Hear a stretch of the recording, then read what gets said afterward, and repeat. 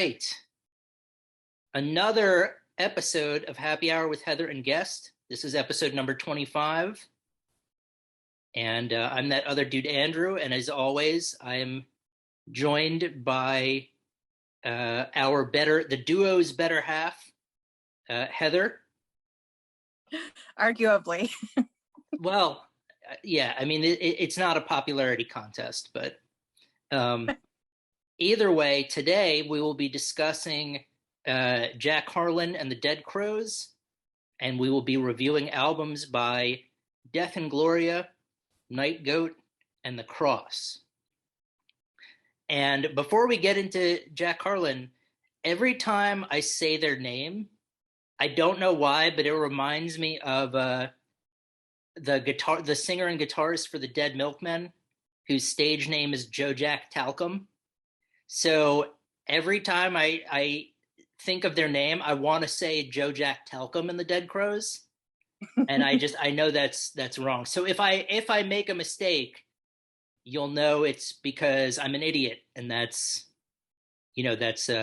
how my mind operates.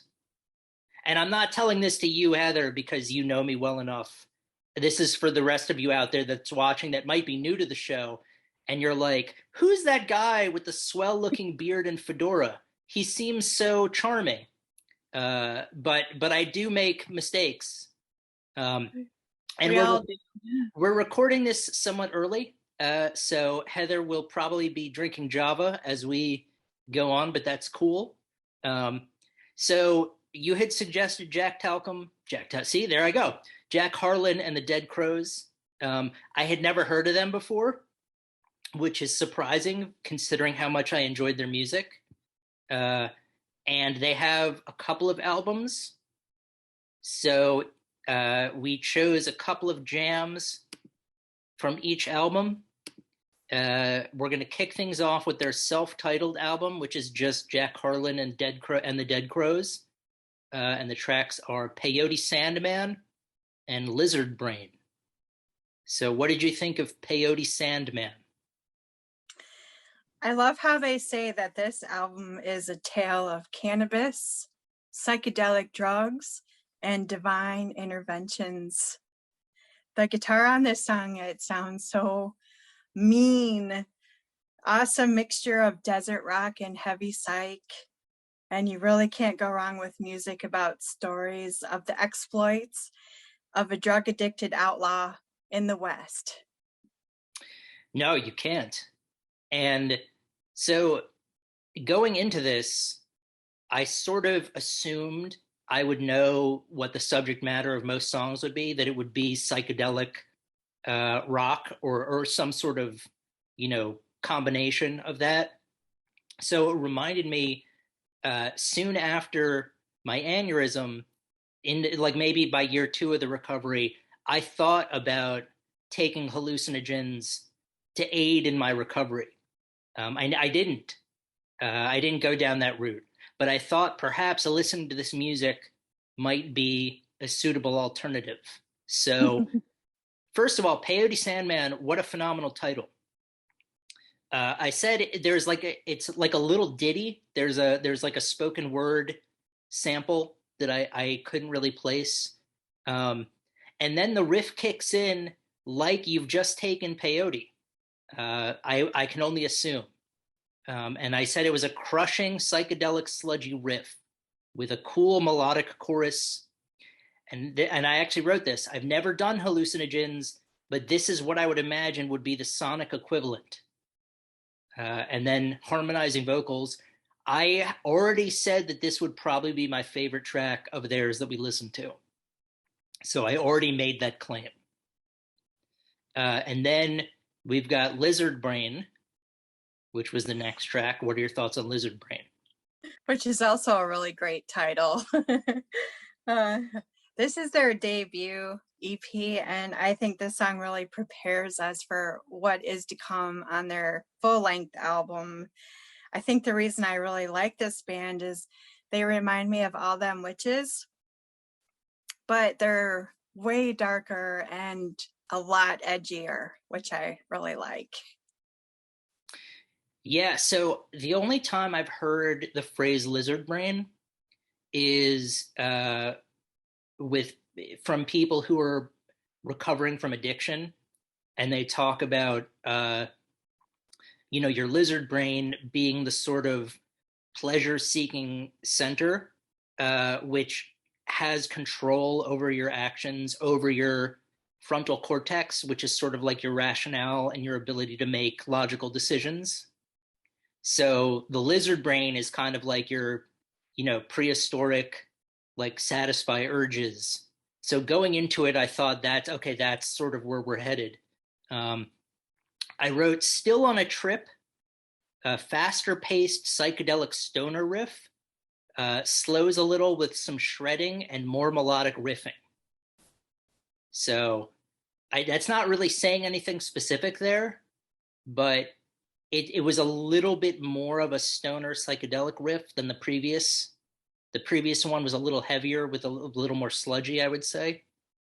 So, but yeah, I mean, a dynamite album. I'm definitely going to keep them in my playlist. So that was their self-titled album, and then the next track was Hymns. The next album was Hymns, and I picked John Becomes the Universe and No More Bastard Children. So, what are your thoughts on John Becomes the Universe? This is their full length album, and I hope you're blown away by it because I sure was. I love the song title. Another great title. This song is a journey through space and time. It has an amazing build up, and I like how the opening of the song and the closing of the song are the same. Yeah, in terms of titles, John Becomes the Universe. I mean, I'm sure it's possible to have a better title than that, like, in the grand scheme of things. But that's just a phenomenal title, and it definitely lets you know what you're in store for. Um, I wrote this was the result of the trip you were on from the previous album. And it reminded me a little bit of the band Monster Magnet with the vocals. Some of their more like psychedelic and space rock inspired music. I wrote more wicked psychedelia and some bluesy riffing, sort of a melancholy feel to it, and more great soloing. So yeah, no, just this. You are absolutely correct in your prediction that the previous album sort of gets you set up for the full length. Um, and then No More Bastard Children. I'm pretty sure it was because of this song that I had to buy this album. The percussion, it sounds like hooves trotting across the desert, and the tone of the guitar is so low, it actually goes into the doom category for a little bit. Desert, doom, heavy psych with blues, all in one song is just phenomenal. And the whooshing wind and the sound of the crows at the end, I think, is a really nice touch. No More Bastard Children. I just wrote another great title. Uh, Reminds me of something I may have said when I decided to quit teaching and move on to a new profession. No, I'm just kidding. I loved all the students I taught, or most of them. I'll say that, most of them. And then I said, does the title mean something ominous? I wrote the beginnings of a trip, like you're on hallucinogens, but this one is a little bit more disconcerting. I said for this particular trip, it was like you're in a room, you open the door, and it leads you into another hallway with a door. And you're just sort of stuck in that loop of opening more doors and never getting anywhere. That's the sort of equivalent of what I felt. More psychedelic, trippy vocals, and then the song dissolves into just guitar.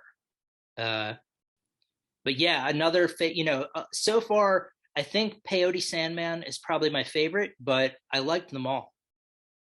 And we're not even done yet. So we've got a final album, The Magnetic Ridge, and we're going to kick things off with the track named after the album, The Magnetic Ridge. What were your thoughts on that?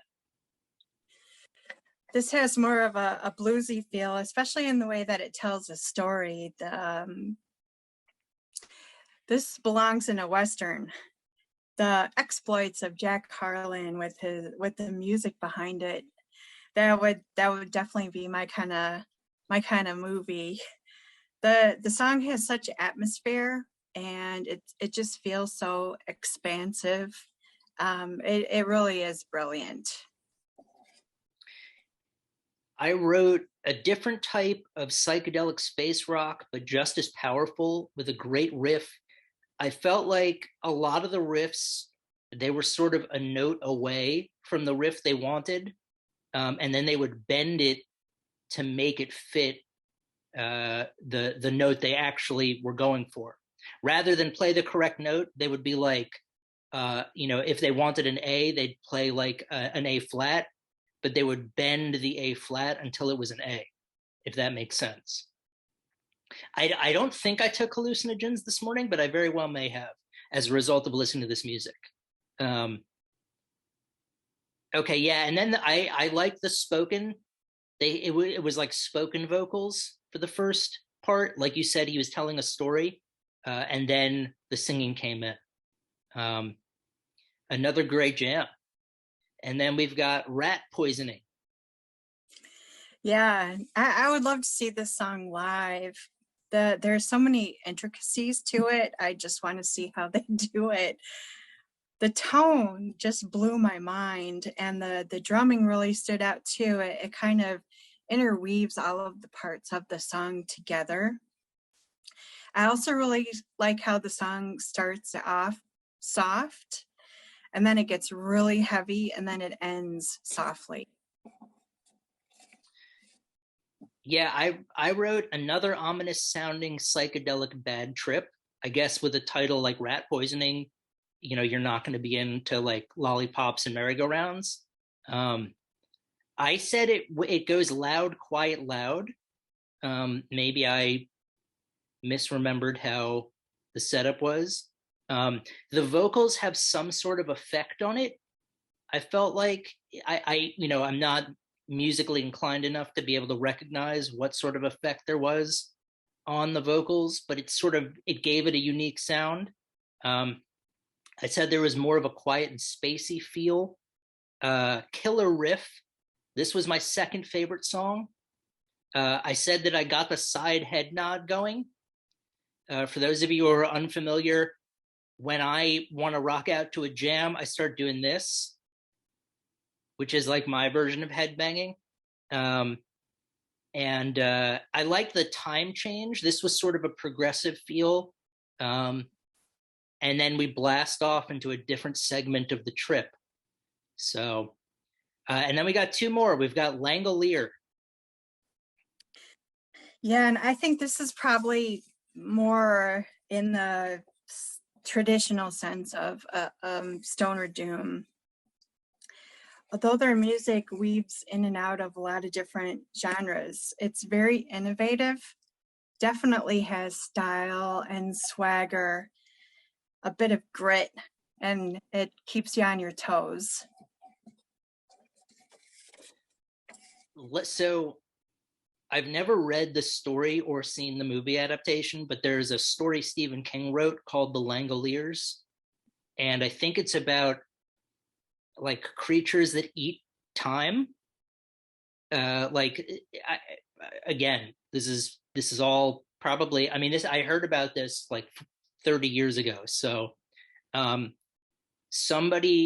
you can like see these giant creatures eating space and time or something.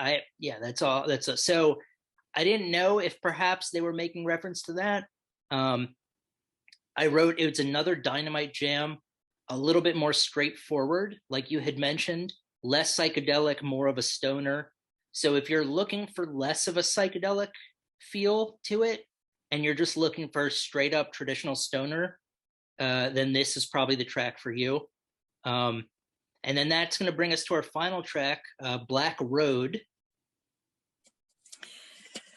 This is a beautiful blues song, definitely on the softer side. Some of the lyrics, it's well, it's no one's need to heal my pain. When I reflect on where I've been, the visions dance before I sleep, and the night, yes, she strips me of her peace. I see shame behind me and another black road ahead. To be indiscreet is unlike me. It's a beautiful song, and I was actually sad when it ended, but I just went back to the very beginning of the album and I listened to the whole thing over again. Yeah, I wrote this was the most subdued and melodic track. There was no distortion. Well, it reminded me, it was like a psychedelic ballad. Um, it kicks in a little with the chorus in terms of raising the intensity, but not that much. So yeah, this was a really beautiful, subdued track. And all their albums that we listen to are going to be on my playlist. So consider me a Jack Harlon and the Dead Crows fan. Yay! Well, yeah, I mean, if we were going to look at your batting average, it would be, you would be in the Hall of Fame by now. So, all right, and then we were going to review albums from Death Ingloria. So I spoke to her. I'm blanking on her name, so I apologize about that. I want to say it's begins with a G. Galena, maybe. I think so. Okay, yeah. I'm definitely gonna play the ruptured aneurysm card on this one. So, but I spoke to her about her most recent album, Death Ingloria 2, which was sort of a concept album about it was called Death by Admit. So you can see our conversation on Happy Hour with Heather and Guest. So as a result, today we were going to talk about her first album, which is called The Wolf Onboard. What did you think of The Wolf Onboard? Yeah, and you did a great interview, and it's on your YouTube channel, and also it can be found on our website, Happy Hour with Heather and Guest.wordpress.com. She explains how her albums are sci-fi stories, and every story ends with mankind getting wiped out in some way, which and it was funny when you were speaking with her and she talked about how there were different ways, for mankind getting wiped out. There are comic books and animated videos. I'm really impressed with how they include their fans in their stories. And they really love sci-fi and engage with their fans a lot at shows, and it seems like on Twitch and other places.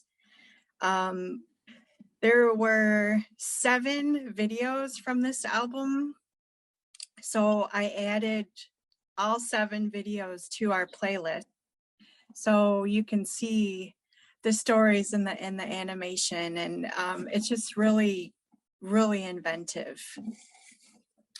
Yeah, I remember when I spoke to her, it was really amazing how interactive the experience is with the band. With regard to how often they interact with their fans, but also some of the items that are available for purchase will unlock certain features or, allow you to somehow be more participatory in what the group is doing. So definitely a unique experience. In terms, you had pretty much covered it. I read on Bandcamp, Death Ingloria explores humanity's depths, its heights, and its inevitable conclusions through rock music, comic art, and animation. So yeah, as Heather had mentioned, they have animations, comic books, different things that you can get. And the music is great too. uh, let's not leave that out. Sort of a prog rock, uh, metal, almost pop feel to it, with killer vocals. So if any of those things are interesting to you, sci-fi concept albums with a lot of bells and whistles, definitely worth checking out. The next album we're going to talk about is Night Goat. That's the band Night Goat. The album is Milk. Yeah, they describe their music as dark noise rock, a blend of elements of doom, death, post-punk, and noise to create a unique heavy sound. I listened to their album, and they also did a split with our friends from Ghost Hello. I love the song Malachi, Lord of the Corn. Being from Illinois and a Stephen King fan, I can definitely relate to that subject matter. It's funny because in Illinois, you know, we say we're not born, we just emerge from the corn.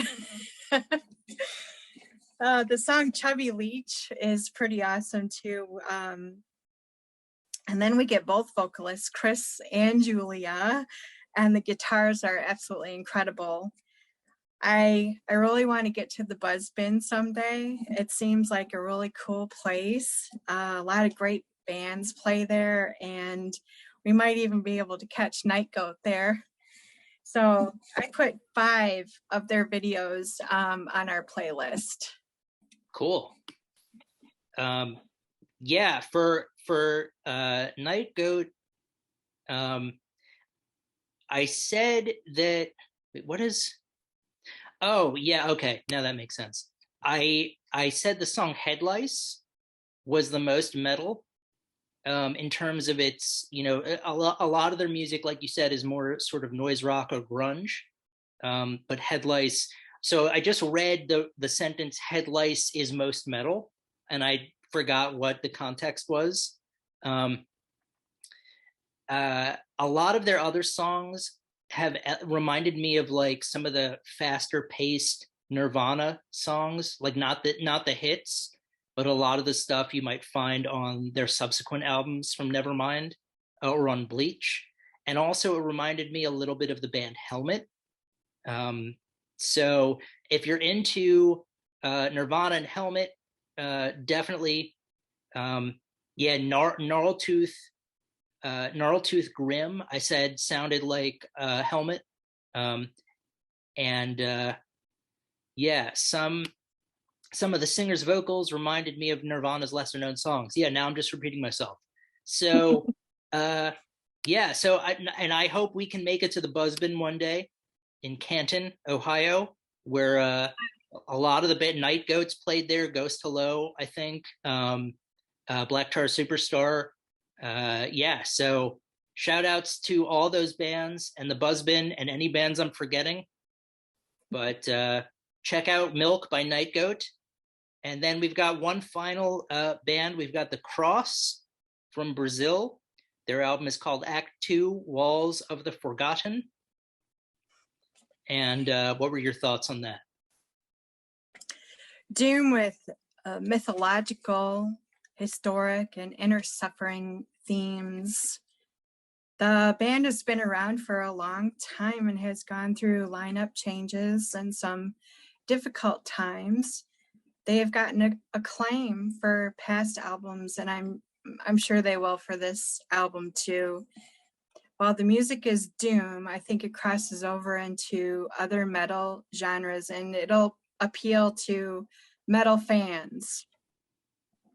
I think it will appeal to traditional doom fans as well. I put 2 of their videos up. The one I found 2 on YouTube, so I put 2 of their videos on our playlist. And if you're a fan of doom, if you're a fan of metal, definitely check them out and keep an eye on their release. I believe it's May 27th. It's going to be released. Yeah, I don't know off the top of my head, but that sounds about right. Yeah, The Cross. As you had mentioned, and this I think comes from their Bandcamp. They are Brazil's first doom metal band that I think formed in 1990. Um, the band ended in 1998, as you said, due to lineup difficulties. There was a 17-year hiatus, and now they're back. Um, so it's doom with more of a heart. It's like the heavier side of doom, I said. Um, there's more of a harsh vocal delivery, but still all the hallmarks of doom that you would find. But as Heather had mentioned, it sort of straddles the lines of some of the other genres. Um, they use a double kick drum a lot, which you might hear sort of in more death metal. Um, except the song Ouroboros, it sounded like there was a different singer. Um, so I'm not sure, but definitely a band to keep track of. I'm excited to hear. Obviously, I heard this release. I'm excited to hear more music from them in the future. But definitely worth checking out. Jack Harlon and the Dead Crows, Night Goat, The Cross, and Death Ingloria. I would recommend. There is something for everybody. And I think that's probably going to do it for us.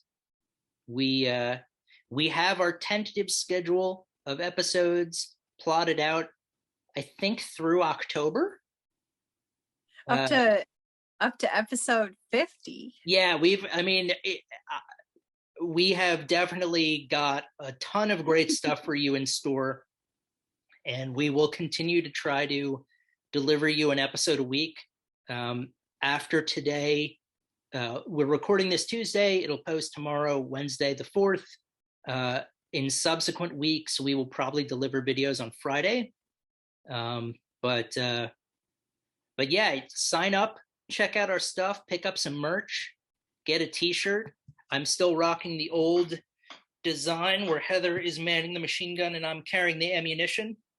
But we've got new shirts where we're in the Wild West, a la Butch Cassidy and the Sundance Kid, with our Doom Dog, Isolde, who's a Neapolitan Mastiff. Yeah, it's a cool design, and it's our 2nd anniversary t-shirt. So, because HHHG's been going for 2 years now, which is pretty awesome. Yeah, and we're going to continue on into the future, bringing you those dope jams and great insight. So I got nothing else. So that's going to do it for us. Heather, always a pleasure. And we will see you next week. Yes. Bye.